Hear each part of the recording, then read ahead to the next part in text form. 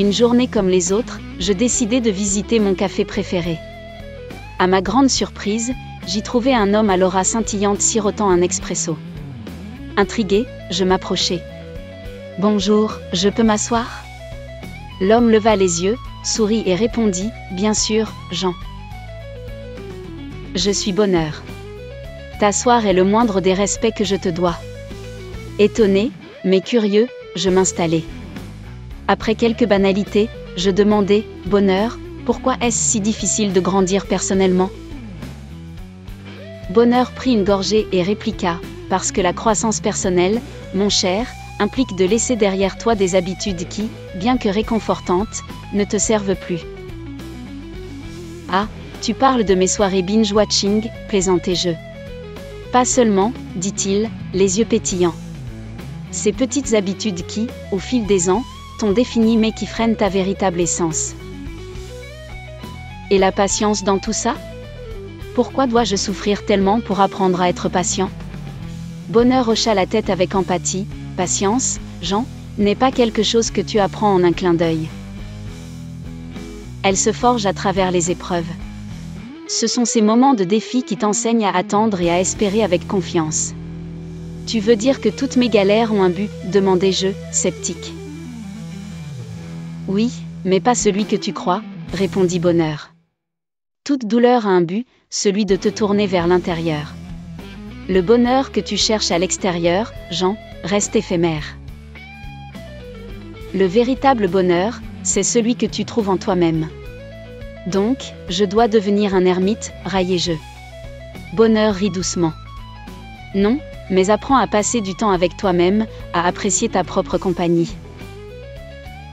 Et l'amour dans tout ça, demandai-je, changeant de sujet. Comment ça marche ?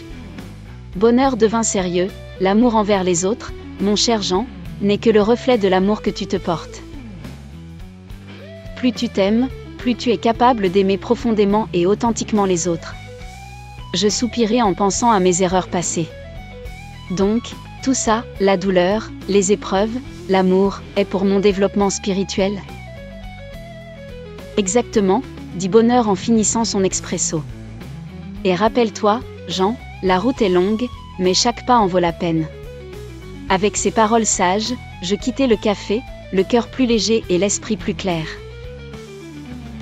Et depuis ce jour, chaque difficulté me rappelle cette conversation divine dans un petit café.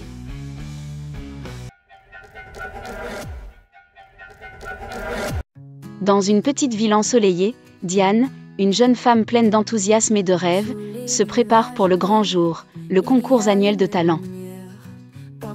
Diane ne manquait ni de talent ni de confiance, mais elle avait un don particulier pour attirer les catastrophes. Ce jour-là, tout sembla conspirer pour mettre son optimisme à l'épreuve. Le matin commence avec un cri perçant. Diane découvre que son chat, Monsieur Bouffon, avait trouvé une nouvelle passion pour détruire les rideaux. En essayant de sauver ce qui restait de son salon, Diane trébuche et renverse une tasse de café sur son pyjama préféré. Déterminée à ne pas se laisser abattre par ce mauvais départ, elle se prépare en vitesse, réalisant trop tard qu'elle avait 2 chaussettes dépareillées, de quoi donner des frissons à un maniaque du détail. En chemin vers le concours, Diane prend une pause pour aider une vieille dame à porter ses courses. Tout se passe bien, jusqu'à ce qu'elle glisse sur une peau de banane.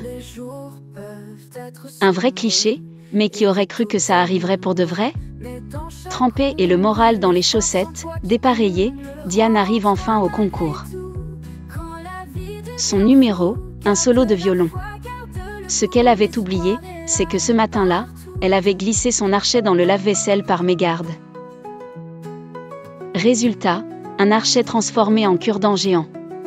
Sa performance fut, disons, unique. Chaque note était une bataille, et la guerre, Diane la perdit à grand fracas. La salle résonnait de quelques ricanements étouffés. Diane, pourtant, trouva la force de sourire. Et quand le jury lui demanda ce qui s'était passé, elle répondit « J'essayais de donner une nouvelle dimension au son, je crois que je suis allée trop loin. » Les juges éclatent de rire, et le public avec eux. Peu importe la performance, Diane avait conquis les cœurs par son humour et sa résilience.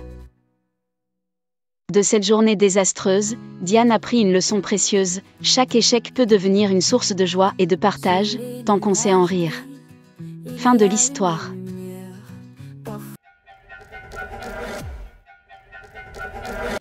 Dans un petit village entre les montagnes, vivait un boulanger nommé Guy. Ce qui le rendait unique, ce n'était pas seulement ses baguettes croustillantes ou ses croissants dorés, mais sa capacité à transformer chaque livraison de pain en une leçon de vie pleine d'humour. Un matin, alors que le soleil commençait tout juste à dorer le toit de sa boulangerie, un jeune client, Luc, entra en trombe. « Monsieur Guy », s'exclama-t-il. « Mon père dit que le pain est devenu trop cher. » « Pourquoi ?» Guy, avec son sourire espiègle et ses yeux pétillants, répondit « Ah, mon cher Luc, c'est comme avec les coiffures. Plus on en a, moins c'est long. » Le jeune Luc, intrigué par cette réplique, demanda des éclaircissements. « Vois-tu, Luc, commença Guy, en sortant une baguette du four, quand tu achètes une baguette, tu achètes aussi tout le travail qui y est dedans. La farine doit être cultivée, broyée, tamisée, et puis il faut pétrir, laisser lever, et enfin cuire. Tous ces processus, c'est comme les cheveux d'un vieux monsieur. Au fil du temps, chaque étape malgré sa simplicité prend plus de valeur. Alors, un peu plus cher, mais toujours aussi bon. » Luc, n'étant toujours pas convaincu, demanda « Ça veut dire que la baguette vieillit donc elle coûterait plus cher ?» Guy éclata de rire. « Non, mon garçon. La baguette est toujours aussi fraîche que le matin. Mais tout ce qu'il y a derrière, eh bien, ça donne encore plus de bon goût. » Chaque matin, Guy trouvait toujours une manière amusante de répondre aux questions des villageois. Un jour, un client se plaignait que ses croissants étaient trop légers. Guy, en souriant, répondit « C'est pour ça que je les vends par douzaine. Comme ça, tu n'auras pas à choisir entre gourmandise et légèreté. » Mais ce n'était pas seulement ces réponses espiègles qui faisaient de Guy la star du village. C'étaient aussi ces petites leçons de vie déguisées en plaisanterie. Il montrait que derrière chaque tâche simple se cachait un monde de travail et de passion. En réalité, il enseignait l'importance d'apprécier les efforts de chacun. Même si certains ne comprenaient pas toujours ces métaphores, il y avait toujours un rire ou un sourire en retour. Car après tout, qui pouvait résister au charme du boulanger philosophe et comique ? Fin de l'histoire.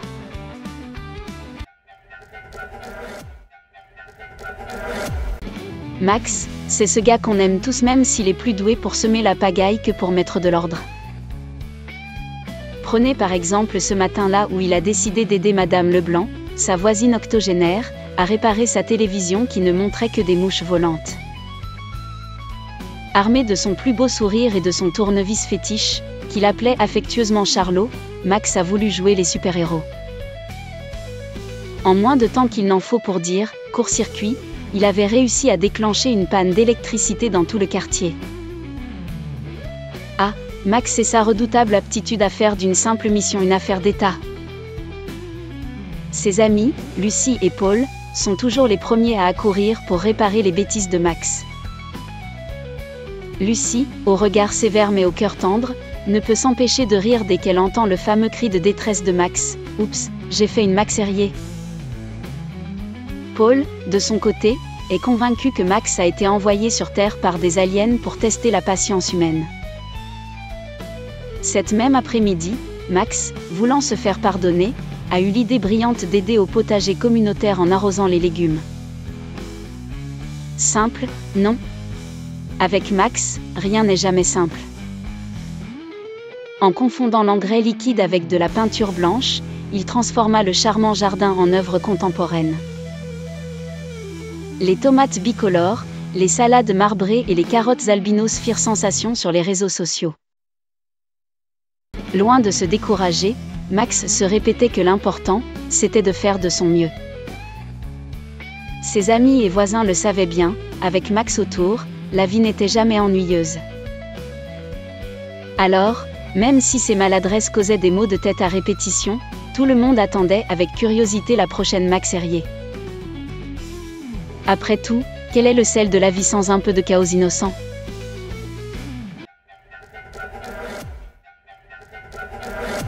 Harmonie, une jeune fille aux cheveux ébouriffés et aux yeux pétillants, vivait dans un petit village où l'ennui était une denrée rare. Un jour, alors qu'elle jouait avec son meilleur ami Rufus, un renard rusé mais bienveillant, elle découvrit une vieille valise poussiéreuse dans le grenier.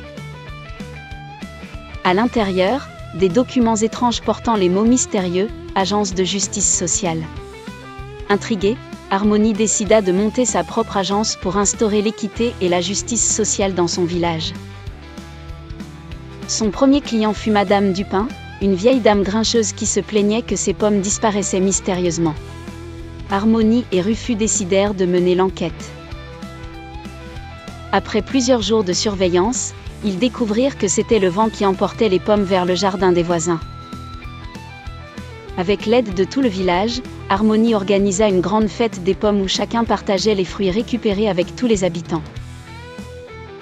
Cette initiative devint une tradition annuelle et renforça les liens entre les villageois. Peu après, un conflit éclata entre les écoles rivales du village. Cette fois, Harmonie proposa un tournoi de jeux de société pour décider du gagnant, plutôt qu'une compétition sportive qui ne faisait que renforcer les rivalités. Le tournoi connut un tel succès que les écoles commencèrent à travailler ensemble pour organiser des événements semblables. Encouragée par ces succès, Harmonie décida d'aller plus loin. Avec l'aide de Rufus, elle écrivit des lettres à tous les villages environnants pour leur partager ses idées. Les réponses furent si enthousiastes qu'elle dut organiser le tout premier congrès de l'équité et de la justice sociale. Les rires et la bonne humeur étaient au rendez-vous, chacun apprenant des autres dans une atmosphère ludique et respectueuse. Finalement, Harmonie comprit que sa petite agence avait un impact bien plus grand qu'elle ne l'aurait jamais imaginé. Non seulement elle avait encouragé le respect mutuel et des relations harmonieuses, mais elle avait aussi planté les graines d'un mouvement global. Harmonie aurait pu continuer ainsi pendant des années, mais Rufus, suspendu nonchalamment à l'une des branches du pommier, lui souffla un jour « Et si on montait une agence de voyage ?» Harmonie, les yeux pétillants d'une nouvelle idée, répondit « Pourquoi pas ?» Et c'est ainsi que nos deux compères repartirent à l'aventure, prouvant une fois de plus que la quête d'une vie harmonieuse pouvait prendre de nombreuses formes et couleurs.